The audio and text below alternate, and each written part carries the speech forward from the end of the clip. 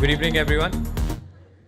So Aditya, again, thank you for agreeing to do the interview. सबसे पहले, your thoughts on this evening, meeting up with such lovely creators from around the country. Firstly, thank you for having me here.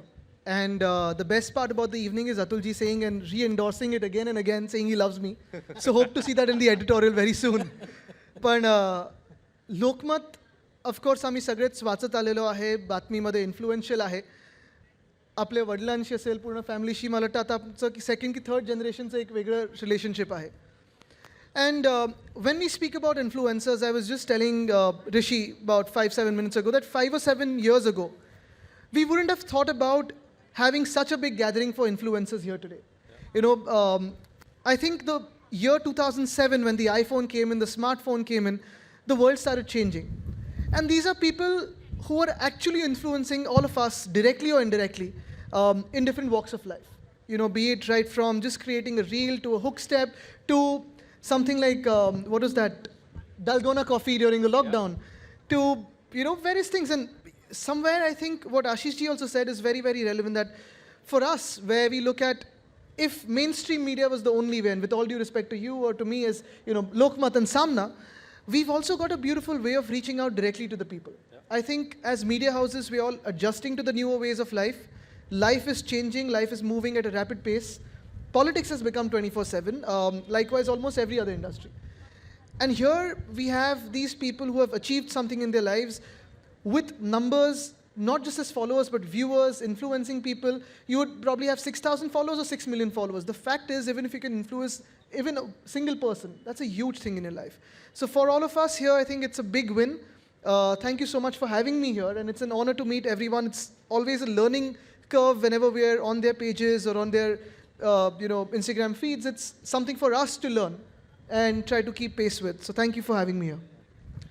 Aditya, हम सब जानते हैं कि digital engagement ये आसान चीज़ नहीं है.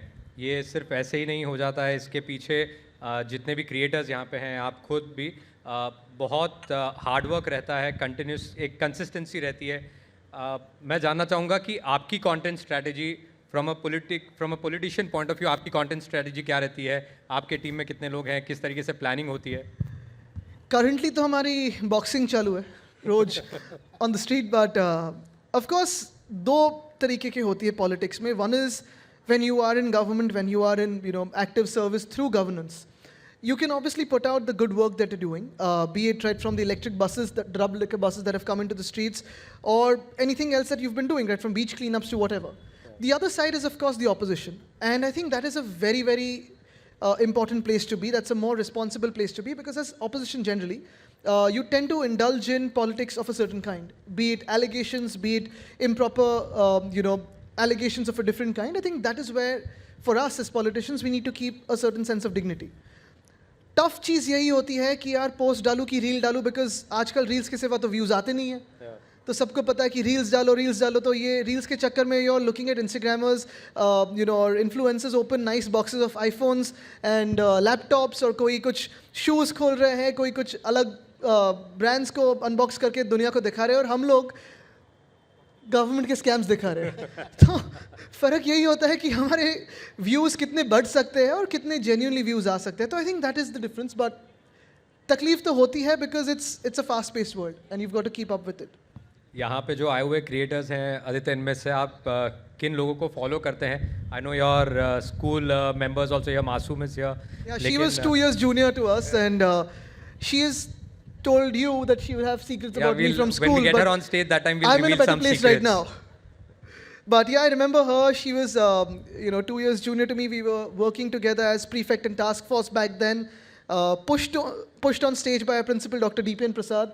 I think even she would agree that whatever we are today, largely the confidence that we have is because of our school. So that is one thing. But so many faces here are known to us, except I think Manav's face, which is for the first time that I'm seeing.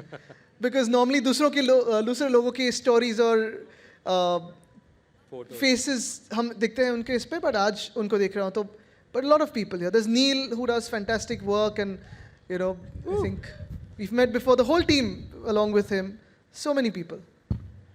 It would be interesting, Devyani, Neil. we have done a podcast with. So many people, of course, Ashish sir, we keep watching all the time. Great fun to, go through all the time. नील, हम लोगों ने आप लोग के साथ में और आदित्य के साथ में एक अच्छा स्केच प्लान करना चाहिए. लोकमत will make it happen for sure. Would be interesting for a politician to actually do some comedy, to understand how to do comedy, and Aditya is good at it. पर उसके बाद लोगों का मत भी अच्छा होना चाहिए. Yeah, I just met another Aditya Thackeray also. Yeah. So I think that could be a good campaign strategy. Aditya, आपके लिए और आपके परिवार के लिए ये एक बहुत मुश्किल वक्त है. मुझे पता है कि आप इससे बहुत ज़ोरों से आप इसके साथ में लड़ रहे हैं, लेकिन अभी आज आपके मन में क्या चल रहा है? आपकी आगे के कुछ आने वाले महीनों में आपकी रणनीति क्या रहने वाली है? मतलब मुझे नहीं लगता कि ऐसा वक्त कभी आप पे, आपके परिवार पे आया होगा, इतना मुश्किल वक्त. ऋषि, आप भी इस फील्ड में काफ़ी समय से रहे हैं, मीडिया हाउस से है, तो आपको भी पता है. In fact you have a illustrious family background of politics and to do with independence of the country. So मुझे लगता है कि एक ही बात है, चलो एक बार हमारे पार्टी का एक बाजू में रख दीजिए, हमारी फैमिली का एक बाजू में रख दीजिए, लेकिन जो आज सिचुएशन महाराष्ट्र में तैयार हुई है, जहाँ एक अनकॉन्स्टिट्यूशनल गवर्नमेंट बैठी हुई है, 9 महीनों से कुछ भी डिसीजंस लेते जा रही है, स्कैम पे स्कैम आते जा रहे हैं, काफ़ी सारी कन्फ्यूजन है, और वो हमारा सब कुछ क्लेम करना चाहते हैं. यानी नाम भी ले लो, फैमिली नेम ले लो, हमारे दादाजी को चुरा लो, सब चोरने की बात हो रही है. तकलीफ इसी बात की है कि more than what is difficult for us, I think we are facing difficult days for a democracy. You look at generally across the country, not just Maharashtra, कुछ भी आप बात कीजिए, you are censored right away. कुछ भी आप कहिए कि ये मुझे गवर्नमेंट का पसंद नहीं आया या इस पर्टिकुलर पार्टी का पसंद नहीं आया, you'll have trolls hitting at you left, right, center, and most of these trolls are actually not even real people, they're faceless people.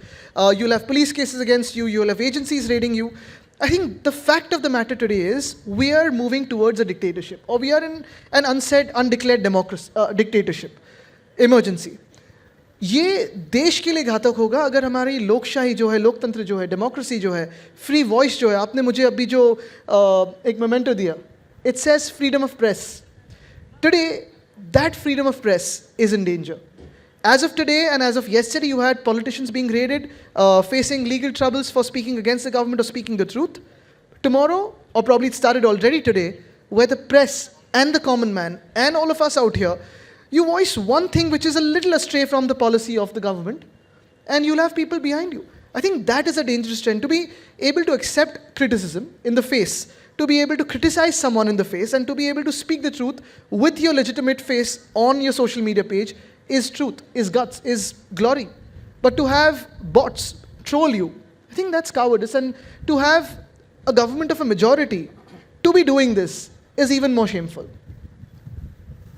लेकिन ये जो गवर्नमेंट बनी आदित्य, कुछ हफ्ते पहले श्री अजीत पवार जी लोकमत के मंच पर थे पूना में, और उन्होंने ऐसा कहा कि जो रिवॉल्ट हो रहा था, जो विद्रोह हो रहा था, उसकी जानकारी तब सीएम श्री उद्धव ठाकरे जी को दी गई थी, और उन्होंने उसके ऊपर कोई भी डिसीजन नहीं लिया. ऋषि, मैं आज आपको हेडलाइंस नहीं हैशटैग देने आया हूँ. तो आई थिंक ये सब लोग बोर हो जाएंगे पॉलिटिक्स सुन के. ऐकायला बोर होते की ठीक आहे चालेल.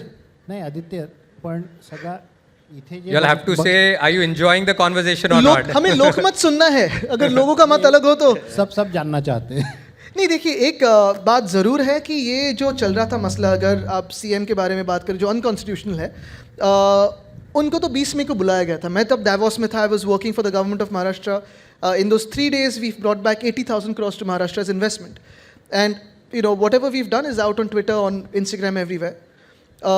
My father, who was the chief minister back then, had called Mr. Eknath Shinde. And हमें पता चला था, क्योंकि ये जब मेरी फादर की सर्जरी हुई थी, पहली और दूसरी भी एक इमरजेंसी सर्जरी हुई थी, तब से इनके मन में कुछ चल रहा था, जो अभी हम गद्दार कहते हैं जिनको, ट्रेटर्स. तो उनके मन में चल रहा था कि पार्टी से फूटे, खुद सीएम बनने की चांस है क्या, क्या कर सकता है. अच्छा, दूसरी बात ऐसी थी कि उन पर कुछ काफ़ी बड़ा दबाव था, और ये तो अगर आप लोगों से पूछे, मैं नहीं कह रहा हूँ, गाँव में भी जाए तो भी लोग कहते हैं कौन से तरह के दबाव हमारे देश में बन जाते हैं. तो उनके मन में ये चल रहा था. तभी भी 20 मई को पूछा था कि आपके मन में क्या है, आप बगावत की सोच में हैं, बगावत तो की नहीं, क्योंकि बगावत के लिए एक हिम्मत लगती है, वहीं के वहीं खड़े रहकर बगावत होती है। ये जो हुआ वो गद्दारी हुई है, वो पीठ में छुरा को बस के गए।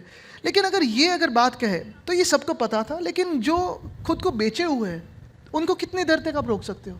रोक के क्या फ़ायदा भी क्या है? जिन्होंने खुद के सोल को बेचा है, खुद की ज़मीर को बेचा है, तो और क्या एक्सपेक्ट कर सकते हो उनसे? आदित्य जी, लेकिन अभी अजित पवार जी का जिक्र निकला, इसलिए पूछता हूँ कि अजित पवार जब डीसीएम थे तब कई एमएलए शिवसेना के आपको आकर मिलते थे और कहते थे कि जो एमएलए फंड रहता है वो हमें दिया नहीं जा रहा है, शिवसेना के एमएलएज को नहीं मिल रहा है। अजित पवार सिर्फ एनसीपी के लोगों को वो फंड दे रहे हैं, और ऐसा चलता रहा तो हमको चुन के आना बहुत मुश्किल हो जाएगा।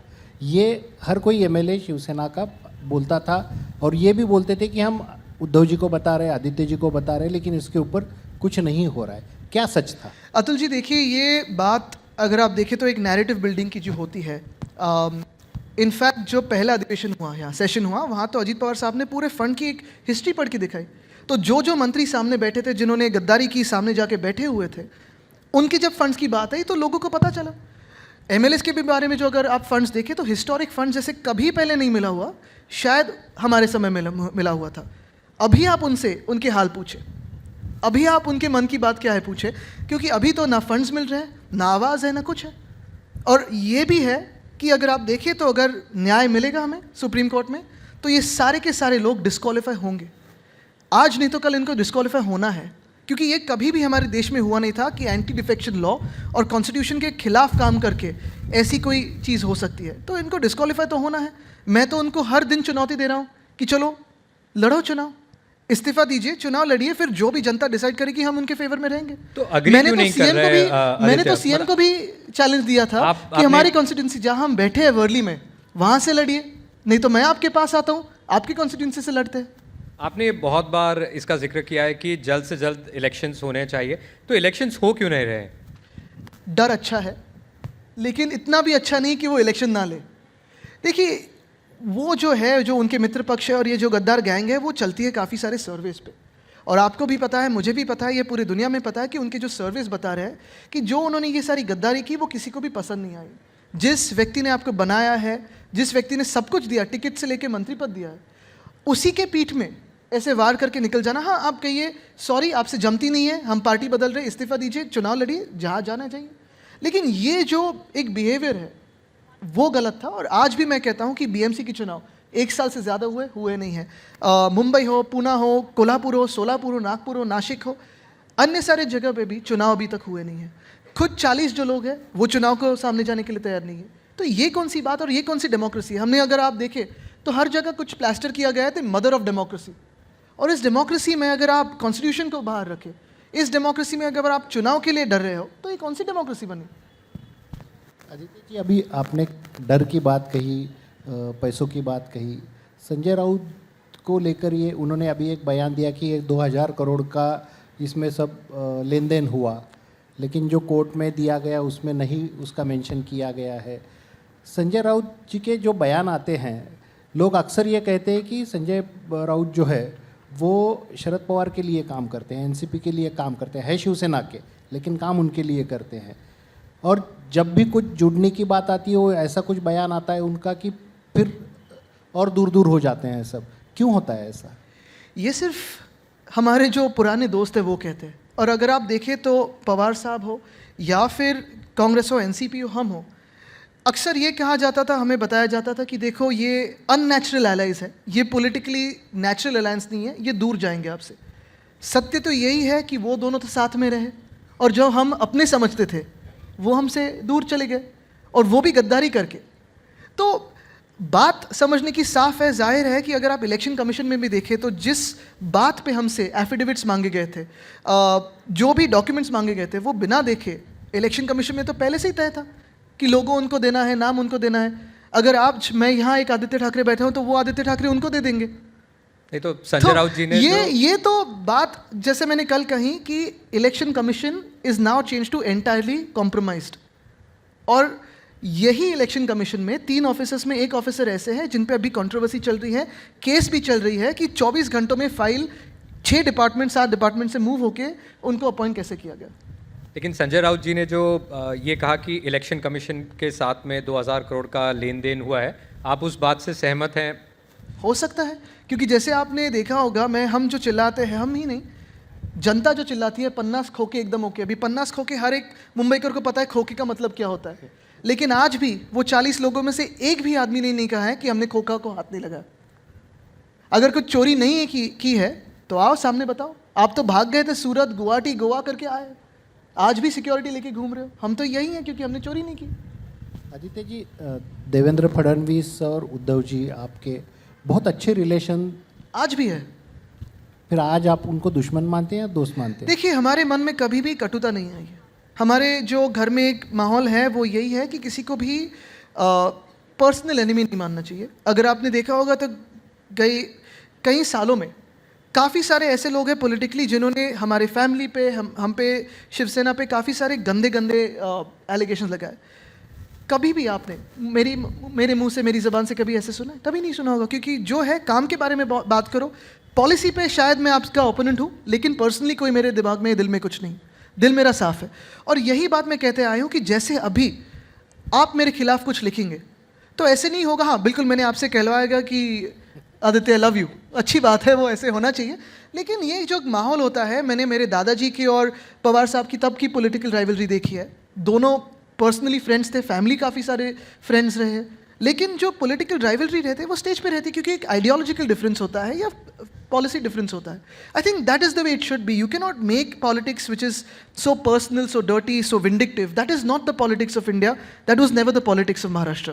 फिर आप उनको दोस्त मानते हैं? उन्होंने आरे का सपना आपका था, तो आरे में कुछ नहीं होना चाहिए, अभी आरे में फिर से काम शुरू हो गया, तो वो दोस्ती नाते हो रहा है या? देखिए, हम तो दोस्त मानते हैं, वो क्या मानते हैं हमें उनके मन में आप ज़्यादा जानते हो। कभी वो ऐसे आते हैं तो उनसे भी पूछिए। लेकिन आरे की बात साफ थी, आज भी वही है कि आरे में हमने तो 800 एकड़ का जंगल घोषित किया था। जो कार शेड की जगह है वो हमें मूव करनी चाहिए थी, क्योंकि आज भी अगर आप देखें तो ये car shed, it will reach its full potential by 2034, so you will have to build another car shed. We were putting together 4 car sheds, line 3, line 4, line 14, line 6।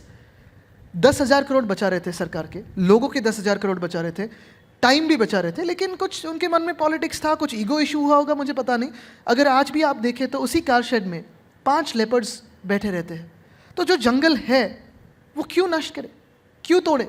और ये तो हमारी मुंबई की बात रही, वो शायद कल मुंबई में रहे ना रहे, किसी और दुनिया के शहर में जाए, लेकिन जो मुंबई के लिए है, मेरे लिए मेरी मुंबई प्यारी है और मैं लड़ते रहूँगा मेरी मुंबई के लिए। आप फैमिली की बात जब करते हैं, मतलब जब इतना मुश्किल वक्त आता है तो जो हमारे साथ में खड़े रहते हैं वो हमारे परिवार वाले रहते हैं। सो ये isn't this the right time Aditya, where आप, उद्धव जी, राज साहब, अमित, दैट आप सब लोग एक साथ आके इससे लड़े? क्या आपकी तरफ से ऐसी कोई पहल हुई है जिसमें आप और राज साहब या दोनों परिवार एक साथ आके इस चीज़ से लड़े? नहीं, उसको जोड़ हम के कभी नहीं डिनाई करते हैं कि परिवार हमारे साथ खड़ा नहीं है। अगर आज देखें तो जो भी दुनिया में हमारे साथ लोग खड़े हैं वो हमारा परिवार ही है, और वो वैसे ही रहेगा।